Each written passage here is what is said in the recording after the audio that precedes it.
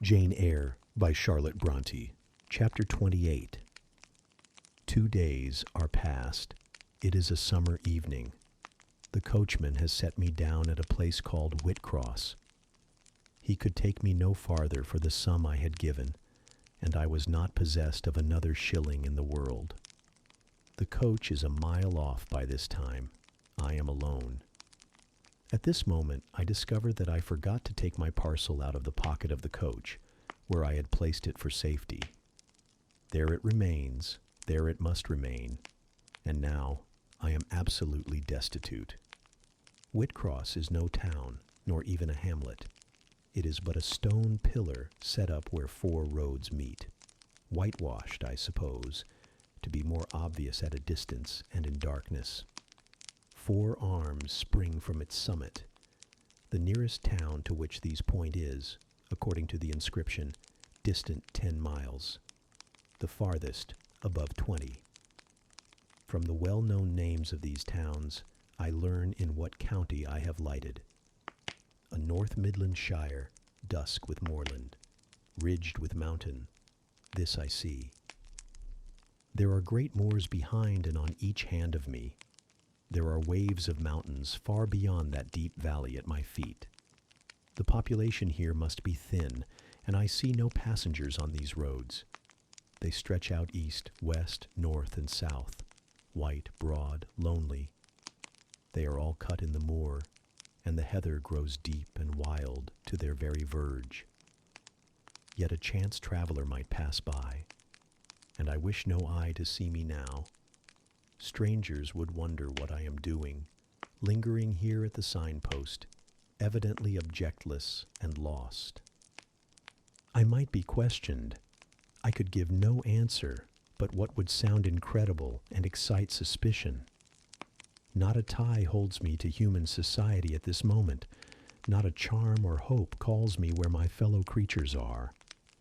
None that saw me would have a kind thought or a good wish for me. I have no relative but the universal mother, nature. I will seek her breast and ask repose. I struck straight into the heath. I held on to a hollow I saw deeply furrowing the brown moorside. I waded knee-deep in its dark growth. I turned with its turnings, and finding a moss-blackened granite crag in a hidden angle, I sat down under it. High banks of moor were about me. The crag protected my head. The sky was over that. Some time passed before I felt tranquil even here. I had a vague dread that wild cattle might be near, or that some sportsman or poacher might discover me. If a gust of wind swept the waste, I looked up, fearing it was the rush of a bull. If a plover whistled, I imagined it a man. Finding my apprehensions unfounded, however, and calmed by the deep silence that reigned as evening declined at nightfall, I took confidence. As yet I had not thought. I had only listened, watched, dreaded. Now I regained the faculty of reflection. What was I to do? Where to go? Oh, intolerable questions, when I could do nothing and go nowhere. When a long way must yet be measured by my weary, trembling limbs before I could reach human habitation, when cold charity must be entreated before I could get a lodging, reluctant sympathy importuned, almost certain repulse incurred, before my tale could be listened to, or one of my wants relieved. I touched the heath. It was dry and yet warm with the beat of the summer day. I looked at the sky. It was pure. A kindly star twinkled just above the chasm ridge. The dew fell, but with propitious softness. No breeze whispered.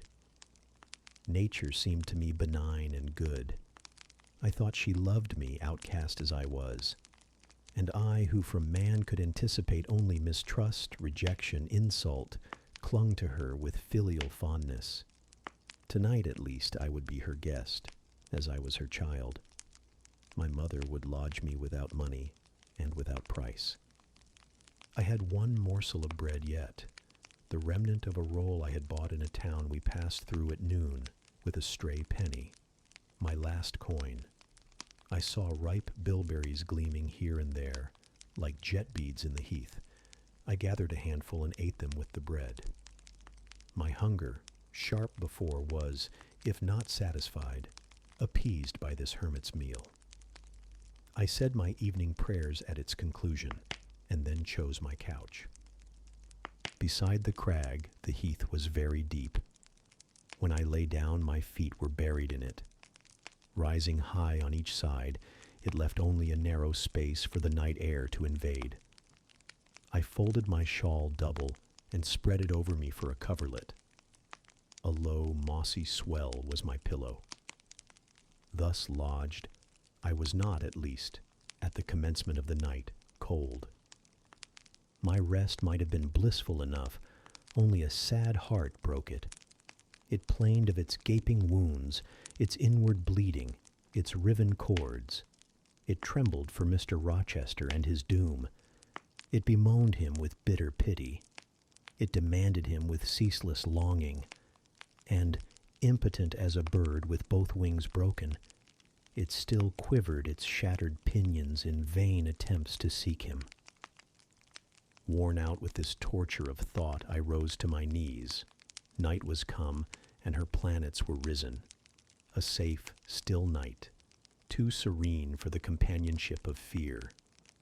We know that God is everywhere, but certainly we feel his presence most when his works are on the grandest scale spread before us, and it is in the unclouded night sky, where his worlds wheel their silent course, that we read clearest his infinitude, his omnipotence, his omnipresence. I had risen to my knees to pray for Mr. Rochester. Looking up, I, with tear-dimmed eyes, saw the mighty Milky Way. Remembering what it was, what countless systems there swept space like a soft trace of light, I felt the might and strength of God. Sure was I of his efficiency to save what he had made. Convinced I grew that neither earth should perish, nor one of the souls it treasured. I turned my prayer to thanksgiving. The source of life was also the savior of spirits. Mr. Rochester was safe, he was God's, and by God would he be guarded. I again nestled to the breast of the hill, and ere long in sleep forgot sorrow. But next day, want came to me pale and bare. Long after the little birds had left their nests, long after bees had come in the sweet prime of day to gather the heath honey before the dew was dried, when the long morning shadows were curtailed and the sun filled earth and sky, I got up and I looked round me. What a still, hot, perfect day. What a golden desert this spreading moor, everywhere sunshine. I wished I could live in it and on it. I saw a lizard run over the crag. I saw a bee busy among the sweet bilberries. I would fain at the moment have become bee or lizard, that I might have found fitting nutriment, permanent shelter here. But I was a human being, and had a human being's wants. I must not linger where there was nothing to supply them. I rose. I looked back at the bed I had left. Hopeless of the future, I wished but this, that my Maker had that night thought good to require my soul of me while I slept, and that this weary frame, absolved by death from further conflict with fate, had now but to decay quietly and mingle in peace with the soil of this wilderness. Life, however, was yet in my possession, with all its requirements and pains and responsibilities. The burden must be carried, the want provided for, the suffering endured, the responsibility fulfilled. I set out. Whitcross regained, I followed a road which led from the sun, now fervent and high. By no other circumstance had I will to decide my choice. I walked a long time, and when I thought I had nearly done enough, and might conscientiously yield to the fatigue that almost overpowered me, might relax this forced action, and sitting down on a stone I saw near, submit resistlessly to the apathy that clogged heart and limb. I heard a bell chime, a church bell. I turned in the direction of the sound, and there, amongst the romantic hills, whose changes in aspect I had ceased to note an hour ago, I saw a hamlet and a spire. All the valley at my right hand was full of pasture fields, and cornfields and wood, and a glittering stream ran zigzag through the varied shades of green, the mellowing grain, the somber woodland, the clear and sunny lea. Recalled by the rumbling of wheels to the road before me, I saw a heavily laden wagon laboring up the hill, and not far beyond were 2 cows and their drover. Human life and human labor were near. I must struggle on, strive to live, and bend to toil like the rest. About 2:00 p.m. I entered the village. At the bottom of its one street there was a little shop with some cakes of bread in the window. I coveted a cake of bread. With that refreshment I could perhaps regain a degree of energy. Without it, it would be difficult to proceed. The wish to have some strength and some vigor returned to me as soon as I was amongst my fellow beings. I felt it would be degrading to faint with hunger on the causeway of a hamlet. Had I nothing about me I could offer in exchange for one of these rolls? I considered. I had a small silk handkerchief tied round my throat. I had my gloves. I could hardly tell how men and women in extremities of destitution proceeded. I did not know whether either of these articles would be accepted. Probably they would not. But I must try. I entered the shop. A woman was there. Seeing a respectably dressed person, a lady as she supposed, she came forward with civility. How could she serve me? I was seized with shame. My tongue would not utter the request I had prepared. I dared not offer her the half-worn gloves, the creased handkerchief. Besides, I felt it would be absurd. I only begged permission to sit down a moment, as I was tired. Disappointed in the expectation of a customer, she coolly acceded to my request. She pointed to a seat. I sank into it. I felt sorely urged to weep, but conscious how unseasonable such a manifestation would be, I restrained it. Soon I asked her if there were any dressmaker or plain-work woman in the village.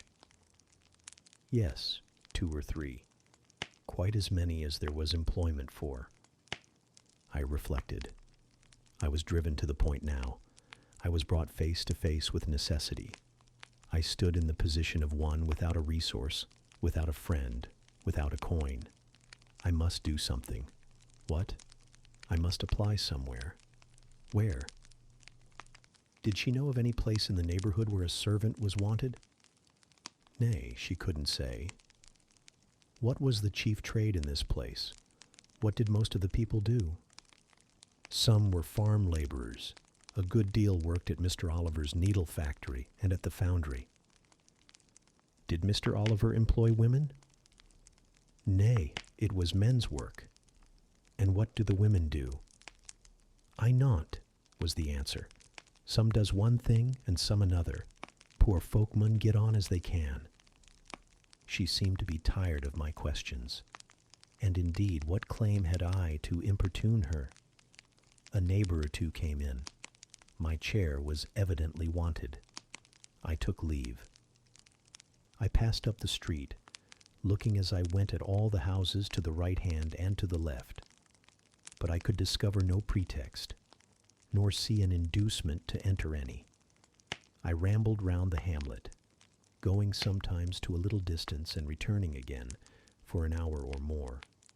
Much exhausted and suffering greatly now for want of food, I turned aside into a lane and sat down under the hedge. Ere many minutes had elapsed, I was again on my feet, however, and again searching something, a resource, or at least an informant. A pretty little house stood at the top of the lane, with a garden before it. exquisitely neat and brilliantly blooming. I stopped at it. What business had I to approach the white door or touch the glittering knocker? In what way could it possibly be the interest of the inhabitants of that dwelling to serve me? Yet I drew near and knocked. A mild-looking, cleanly attired young woman opened the door. In such a voice as might be expected from a hopeless heart and fainting frame, a voice wretchedly low and faltering, I asked if a servant was wanted here. "No," said she, "we do not keep a servant." "Can you tell me where I could get employment of any kind?" I continued. "I am a stranger, without acquaintance in this place. I want some work, no matter what." But it was not her business to think for me, or to seek a place for me. Besides, in her eyes, how doubtful must have appeared my character, position, tale. She shook her head. She was sorry she could give me no information, and the white door closed, quite gently and civilly, but it shut me out. If she had held it open a little longer, I believe I should have begged a piece of bread, for I was now brought low. I could not bear to return to the sordid village, where, besides, no prospect of aid was visible. I should have longed rather to deviate to a wood I saw not far off, which appeared in its thick shade to offer inviting shelter. But I was so sick, so weak, so gnawed with nature's cravings. Instinct kept me roaming round abodes where there was a chance of food. Solitude would be no solitude, rest no rest, while the vulture, hunger, thus sank beak and talons in my side.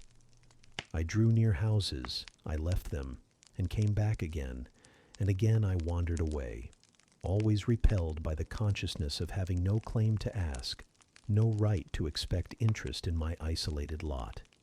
Meantime, the afternoon advanced, while I thus wandered about like a lost and starving dog. In crossing a field, I saw the church spire before me. I hastened towards it. Near the churchyard, and in the middle of a garden, stood a well-built though small house, which I had no doubt was the parsonage. I remembered that strangers who arrive at a place where they have no friends, and who want employment, sometimes apply to the clergyman for introduction and aid. It is the clergyman's function to help, at least with advice, those who wished to help themselves. I seem to have something like a right to seek counsel here. Renewing then my courage and gathering my feeble remains of strength, I pushed on. I reached the house and knocked at the kitchen door. An old woman opened. I asked, "Was this the parsonage?" "Yes." "Was the clergyman in?" "No." "Would he be in soon?" "No, he was gone from home." "To a distance?" "Not so far, happen 3 mile." He had been called away by the sudden death of his father. He was at Marsh End now, and would very likely stay there a fortnight longer. "Was there any lady of the house?" "Nay, there was naught but her, and she was housekeeper."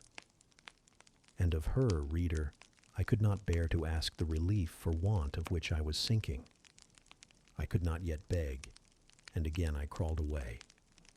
Once more I took off my handkerchief. Once more I thought of the cakes of bread in the little shop. Oh, for but a crust, for but one mouthful to allay the pang of famine. Instinctively I turned my face again to the village. I found the shop again, and I went in. And though others were there besides the woman, I ventured the request. Would she give me a roll for this handkerchief?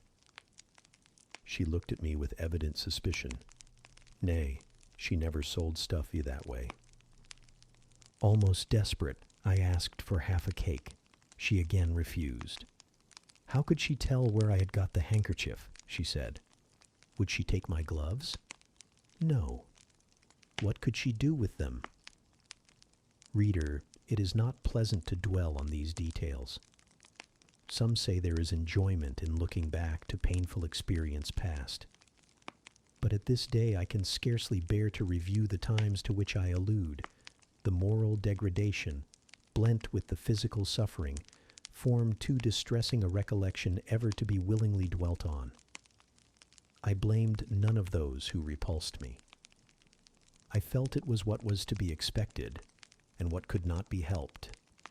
An ordinary beggar is frequently an object of suspicion, a well-dressed beggar inevitably so.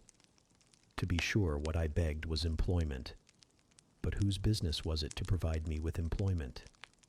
Not, certainly, that of persons who saw me then for the first time, and who knew nothing about my character. And as to the woman who would not take my handkerchief in exchange for her bread, why, she was right, if the offer appeared to her sinister, or the exchange unprofitable. Let me condense now. I am sick of the subject.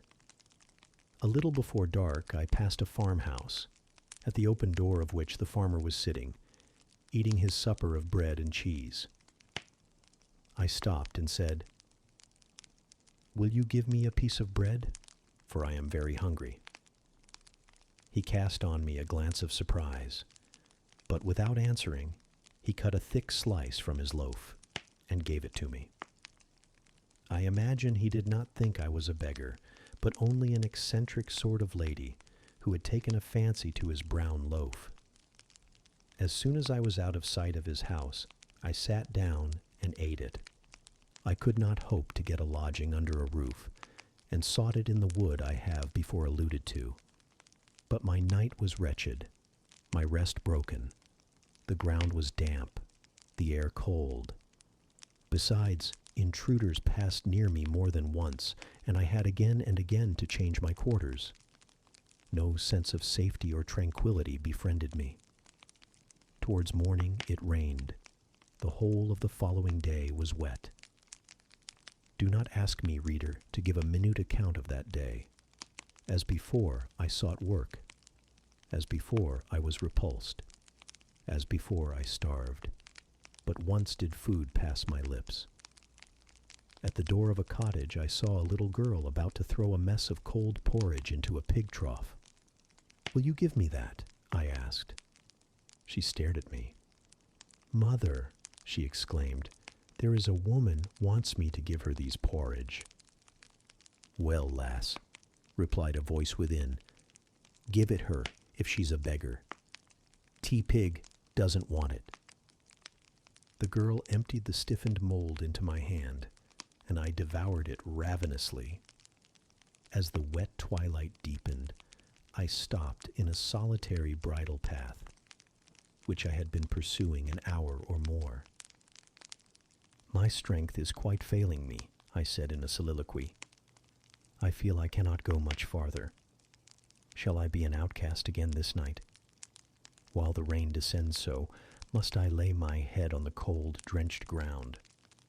I fear I cannot do otherwise, for who will receive me? But it will be very dreadful, with this feeling of hunger, faintness, chill, and this sense of desolation, this total prostration of hope.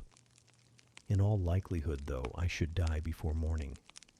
And why cannot I reconcile myself to the prospect of death? Why do I struggle to retain a valueless life?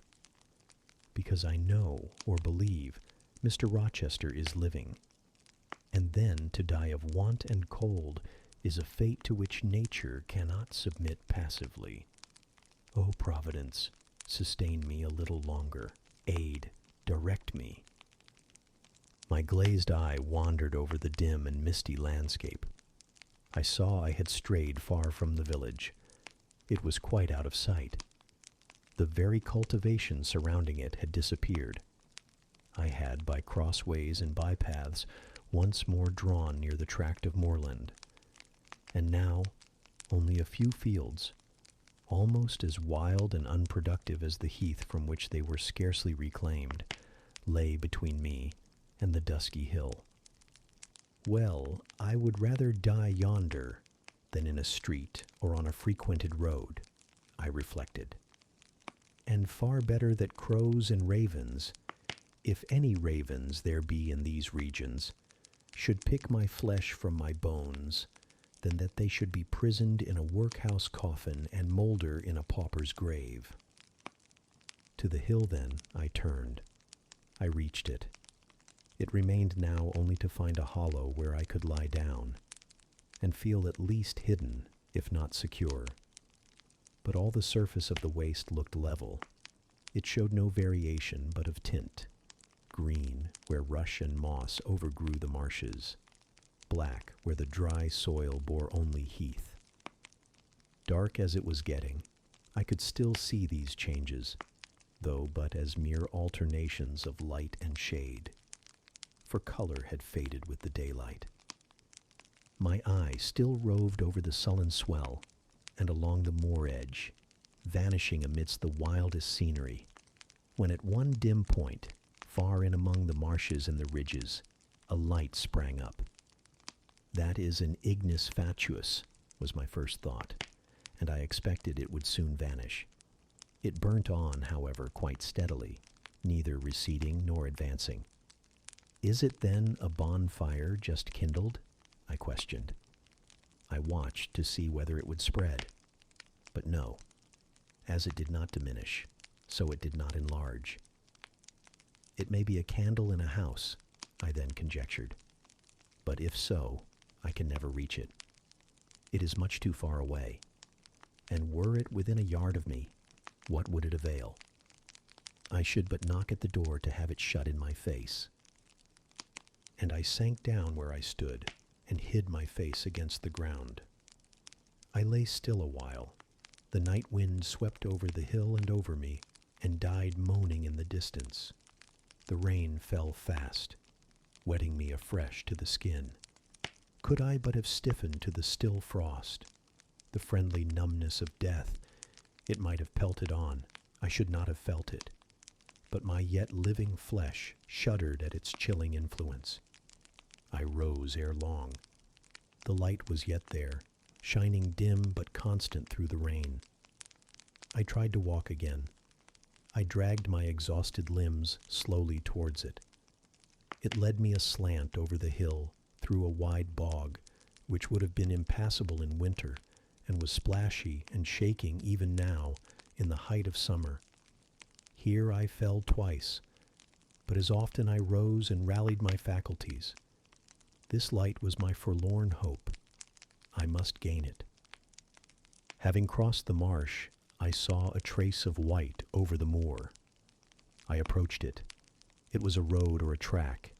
It led straight up to the light, which now beamed from a sort of knoll, amidst a clump of trees, firs apparently, from what I could distinguish of the character of their forms and foliage through the gloom.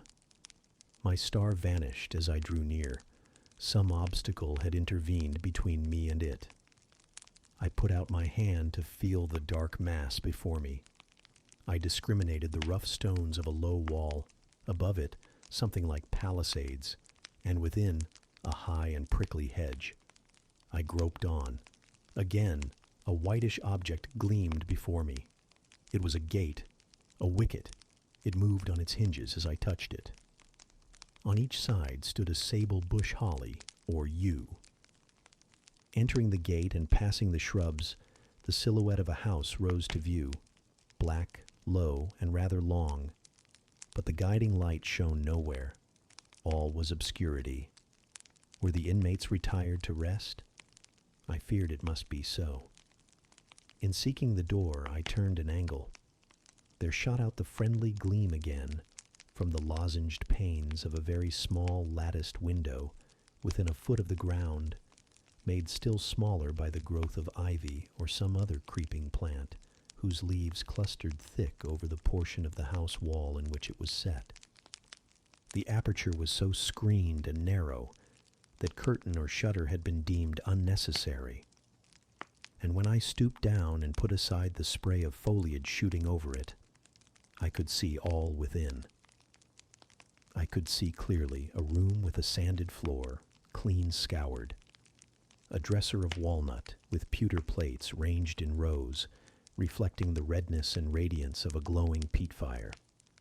I could see a clock, a white deal table, some chairs. The candle, whose ray had been my beacon, burnt on the table, and by its light an elderly woman, somewhat rough-looking but scrupulously clean, like all about her, was knitting a stocking. I noticed these objects cursorily only. In them there was nothing extraordinary. A group of more interest appeared near the hearth, sitting still amidst the rosy peace and warmth suffusing it. Two young, graceful women, ladies in every point, sat, one in a low rocking chair, the other on a lower stool. Both wore deep mourning of crepe and bombazine, which somber garb singularly set off very fair necks and faces. A large old pointer dog rested its massive head on the knee of one girl. In the lap of the other was cushioned a black cat. A strange place was this humble kitchen for such occupants. Who were they? They could not be the daughters of the elderly person at the table, for she looked like a rustic, and they were all delicacy and cultivation. I had nowhere seen such faces as theirs. And yet, as I gazed on them, I seemed intimate with every lineament. I cannot call them handsome. They were too pale and grave for the word. As they each bent over a book, they looked thoughtful almost to severity. A stand between them supported a second candle and two great volumes, to which they frequently referred, comparing them seemingly with the smaller books they held in their hands, like people consulting a dictionary to aid them in the task of translation. This scene was as silent as if all the figures had been shadows and the fire-lit apartment a picture. So hushed was it, I could hear the cinders fall from the grate, the clock tick in its obscure corner, and I even fancied I could distinguish the click-click of the woman's knitting needles. When therefore a voice broke the strange stillness at last, it was audible enough to me. "Listen, Diana," said one of the absorbed students. "Franz and old Daniel are together in the night time, and Franz is telling a dream from which he has awakened in terror. Listen." And in a low voice she read something, of which not one word was intelligible to me, for it was in an unknown tongue, neither French nor Latin. Whether it were Greek or German I could not tell. "That is strong," she said when she had finished. "I relish it." The other girl, who had lifted her head to listen to her sister, repeated, while she gazed at the fire, a line of what had been read. At a later day, I knew the language and the book, therefore I will here quote the line. Though when I first heard it, it was only like a stroke on sounding brass to me, conveying no meaning. Da trat hervor einer, anzusehen wie die Sternennacht. "Good, good," she exclaimed, while her dark and deep eyes sparkled. "There you have a dim and mighty archangel fitly set before you. The line is worth 100 pages of fustian. Ich wage die Gedanken in der Schale meines Zornes und die Werke mit dem Gewichte meines Grimms. I like it." Both were again silent. "Is there any country where they talk that way?" asked the old woman, looking up from her knitting. "Yes, Hannah, a far larger country than England, where they talk in no other way." "Well, for sure case, I not how they can understand to one t'other. And if either of ye went there, ye could tell what they said, I guess." "We could probably tell something of what they said, but not all. For we are not as clever as you think us, Hannah.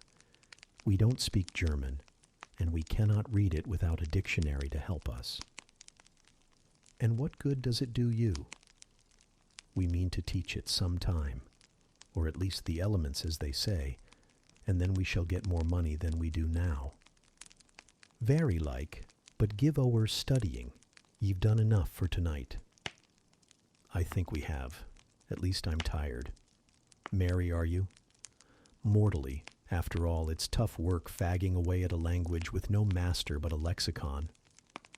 It is, especially such a language as this crabbed but glorious Deutsch. I wonder when St. John will come home. Surely he will not be long now. It is just 10. Looking at a little gold watch she drew from her girdle. It rains fast, Hannah. Will you have the goodness to look at the fire in the parlor? The woman rose. She opened a door, through which I dimly saw a passage. Soon I heard her stir a fire in an inner room. She presently came back. "Ah, Childer," said she, "it fair troubles me to go into yond room now. It looks so lonesome with the chair empty and set back in a corner." She wiped her eyes with her apron. The two girls, grave before, looked sad now. "But he is in a better place," continued Hannah. "We shouldn't wish him here again. And then, nobody need to have a quieter death, nor he had." "You say he never mentioned us?" inquired one of the ladies. "He hadn't time, bairn. He was gone in a minute, was your father. He had been a bit ailing like the day before, but naught to signify. And when Mr. St. John asked if he would like either o' ye to be sent for, he fair laughed at him. He began again with a bit of a heaviness in his head the next day, that is, a fortnight sin, and he went to sleep and never wakened. He were a most stark when your brother went into the chamber and fanned him. Ah, Childer, that's the last of old stock, for ye and Mr. St. John is like of different sort to them that's gone. For all your mother were Mitchy your way, and a most as book-learned. She were the picture o' ye, Mary. Diana is more like your father." I thought them so similar I could not tell where the old servant, for such I now concluded her to be, saw the difference. Both were fair-complexioned and slenderly made. Both possessed faces full of distinction and intelligence. One, to be sure, had hair a shade darker than the other, and there was a difference in their style of wearing it. Mary's pale brown locks were parted and braided smooth. Diana's duskier tresses covered her neck with thick curls. The clock struck 10. "You'll want your supper, I am sure," observed Hannah. "And so will Mr. St. John when he comes in." And she proceeded to prepare the meal. The ladies rose. They seemed about to withdraw to the parlor. Till this moment, I had been so intent on watching them, their appearance and conversation had excited in me so keen an interest, I had half forgotten my own wretched position. Now it recurred to me. More desolate, more desperate than ever, it seemed from contrast. And how impossible did it appear to touch the inmates of this house with concern on my behalf, to make them believe in the truth of my wants and woes, to induce them to vouchsafe a rest for my wanderings. As I groped out the door and knocked at it hesitatingly, I felt that last idea to be a mere chimera. Hannah opened. "What do you want?" she inquired, in a voice of surprise, as she surveyed me by the light of the candle she held. "May I speak to your mistresses?" I said. "You had better tell me what you have to say to them. Where do you come from?" "I am a stranger." "What is your business here at this hour?" "I want a night's shelter in an outhouse or anywhere, and a morsel of bread to eat." Distrust, the very feeling I dreaded, appeared in Hannah's face. "I'll give you a piece of bread," she said after a pause, "but we can't take in a vagrant to lodge. It isn't likely." "Do let me speak to your mistresses." "No, not I. What can they do for you? You should not be roving about now. It looks very ill. But where shall I go if you drive me away? What shall I do?" "Oh, I'll warrant you know where to go and what to do. Mind you don't do wrong, that's all. Here is a penny. Now go." "A penny cannot feed me," and I have no strength to go farther. Don't shut the door. Oh, don't, for God's sake. I must. The rain is driving in. Tell the young ladies. Let me see them. Indeed, I will not. You are not what you ought to be, or you wouldn't make such a noise. Move off. But I must die if I am turned away. Not you. I'm feared you have some ill plans, Agate, that bring you about folks' houses at this time o' night. If you've any followers, housebreakers, or such like, anywhere near you may tell them we are not by ourselves in the house. We have a gentleman and dogs and guns. Here the honest but inflexible servant clapped the door to and bolted it within. This was the climax. A pang of exquisite suffering, a throe of true despair, rent and heaved my heart. Worn out indeed I was. Not another step could I stir. I sank on the wet doorstep. I groaned. I wrung my hands. I wept in utter anguish. Oh, this spectre of death. Oh, this last hour approaching in such horror. Alas, this isolation, this banishment from my kind.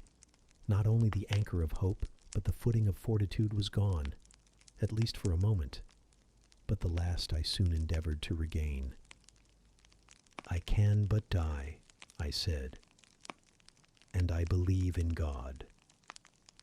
Let me try to wait His will in silence. These words I not only thought, but uttered, and thrusting back all my misery into my heart, I made an effort to compel it to remain there, dumb and still. All men must die, said a voice quite close at hand, but all are not condemned to meet a lingering and premature doom, such as yours would be if you perished here of want. Who or what speaks? I asked, terrified at the unexpected sound, and incapable now of deriving from any occurrence a hope of aid. A form was near. What form? The pitch-dark night, and my enfeebled vision prevented me from distinguishing. With a loud, long knock, the newcomer appealed to the door. "Is it you, Mr. St. John?" cried Hannah. "Yes, yes, open quickly." "Well, how wet and cold you must be, such a wild night as it is. Come in. Your sisters are quite uneasy about you, and I believe there are bad folks about. There has been a beggar woman. I declare she is not gone yet. Laid down there. Get up. For shame, move off, I say."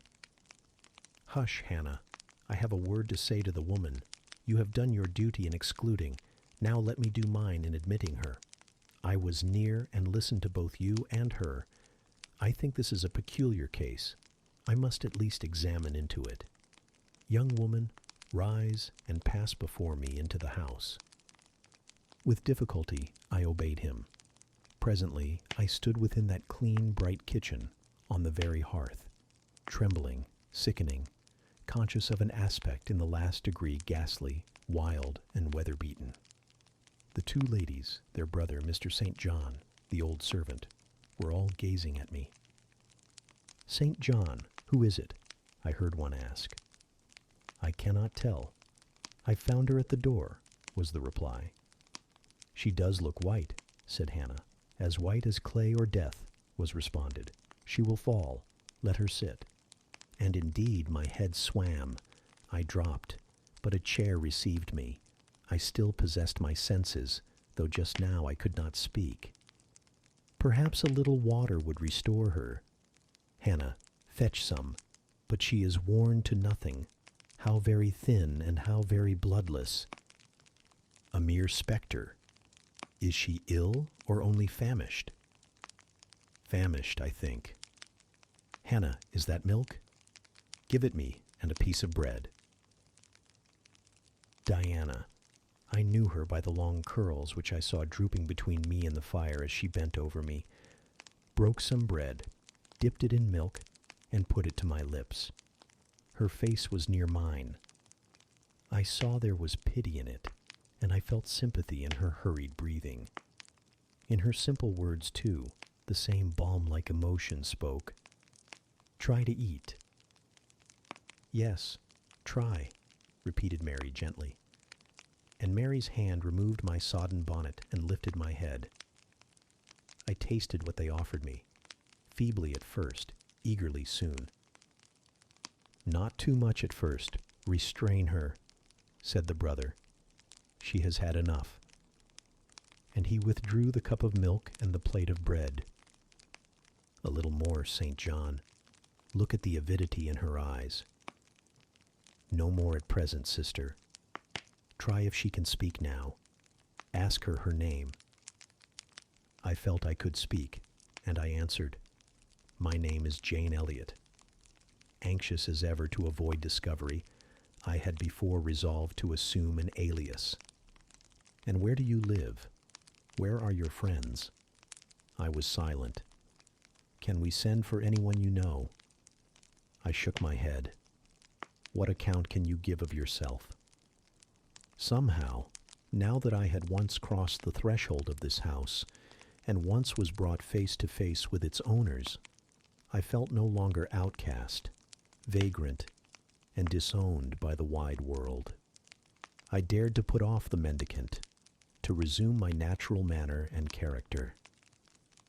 I began once more to know myself, and when Mr. St. John demanded an account, which at present I was far too weak to render, I said after a brief pause, "Sir, I can give you no details tonight." "But what then," said he, "do you expect me to do for you?" "Nothing," I replied. My strength sufficed for but short answers. Diana took the word.